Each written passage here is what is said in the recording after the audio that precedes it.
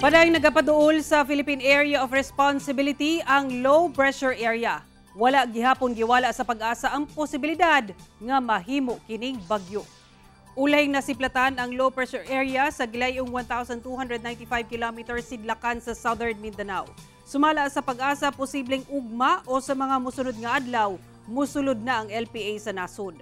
Wala gihapon nila giwala ang posibilidad nga mahimo kining bagyo ug kung makasulod kini sa PAR isip bagyo, tawagon kining bagyong Kabayan. Samtang unyang gabi o ugma, posibleng mabati na ang epekto sa trough o extension sa LPA sa eastern portion sa Visayas ug ubang lugar sa Mindanao.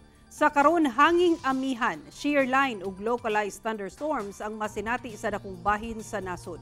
Base sa datos sa Metro Weather, posible gihapon ang pag-ulan sa pipila ka bahin sa Zamboanga Peninsula, Sulu Archipelago, Northern Mindanao, Sorsogon ug Davao.